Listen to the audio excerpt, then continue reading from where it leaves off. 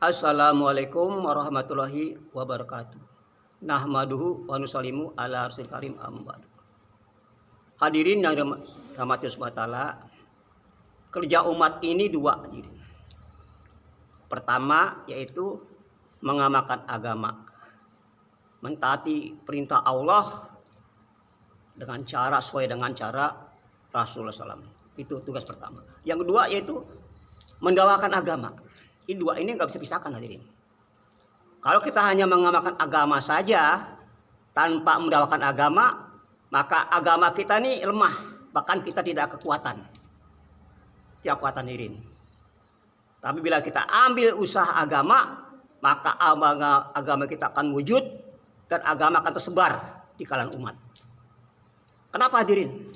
Karena memang agama harus didakwakan hadirin. Kalau umat terdahulu okelah. Umat terdahulu mereka hanya mengamalkan agama. Seperti umat Nabi Musa, umat Nabi Ismail, umat Nabi Zakaria, umat Nabi Nuh. Mereka cuma mengamalkan agama aja. Karena yang mendakwakan agama hanya nabinya. Bagaimana Nabi Nuh alaihissalam dakwah? Siang malam. Laila wa nahar, siang malam. Ya.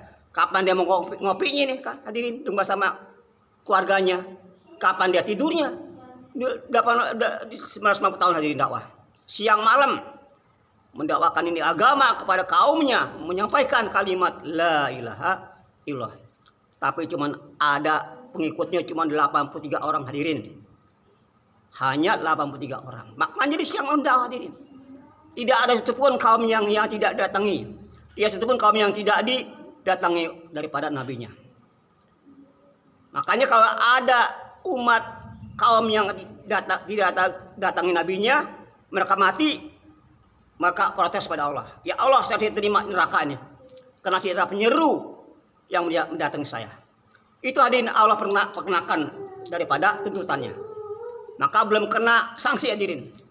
Kalau umat terdahulu atau sekarang pun zaman Nabi ini kalau belum ada penyeru, ya mereka mati. Tidak ada yang menyampaikan, dia boleh demo sama Allah. Tapi hadirin, tidak ada satupun nabinya yang tidak datang umatnya. Tidak ada hadirin. Tidak ada pun. Bahkan umat ini, umat dari zaman ini, kita sebagai orang yang akan menjadi saksi atas nabi-nabi umat terdahulu, nabi terdahulu yang mendakwakan agama, sebagai saksi atas bahwa nabi terdahulu telah menyampaikan kepada kaumnya. Maka umat terdahulu protes, ya Allah, bagaimana ya umat nanti akhir zaman sebagai saksi atas perbuatan nabinya untuk mendakwakan agama. Benar dia umat terdahulu, umat belakangan. Tapi dari kitab Quran mereka sudah tahu semua nabi mendatangi. Ya, tiap lorong, tiap rumah, tiap gang semua datangi. Begitu juga hadirin baginda Rasulullah ini mendatangi Pak dari rumah ke rumah, kabilah ke kabilah. Bahkan baginda Rasulullah ini Pak datang kepada Abu Jahal Pak 70 kali. Padahal hadirin, apakah Allah nggak tahu kalau Abu Jahal itu sudah cap stempel kafir? Tapi tetap harus datang kepada Abu Jahal. Karena siap nabi diutus ada lawannya. Nabi mengutus Ibrahim alaihissalam, lawannya Allah Namrud, kan begitu. Nabi diutus Nabi Musa, lawannya Fir'aun. Itu ada lawannya untuk menguji iman nabinya, untuk menguji keimanan kekasihnya. Sampai di mana dia perjuangannya untuk menghadapi orang-orang yang dia hadapi. Bagaimana sikapnya gitu aja. Memang dakwah itu pasti ada tantangan hadirin. Tidak ada dakwah itu mulus, nggak ada hadirin. Memplempeng, saman, santai, nggak ada hadirin. Maka ketika Rasulullah dilantik jadi nabi, setelah turun ayat kun fa'anjir, ya risiko hari ini kita tidak ada santai lagi. Hari ini kita tidak ada santai-santai lagi. Mendatangi Pak kaumnya hadirin, siang malam. Begitu hadirin. Hadirin. Maka hadirin, kalau dakwahnya Nabi Musa beda dengan dakwahnya Rasulullah SAW. Nabi Musa hadirin dakwahnya ini ketika dilantik jadi nabi, Pada siapa Nabi Musa suruh berdakwah? Pada siapa hadirin? Pada Firaun yang raya kejam, bahkan mengaku dirinya Tuhan.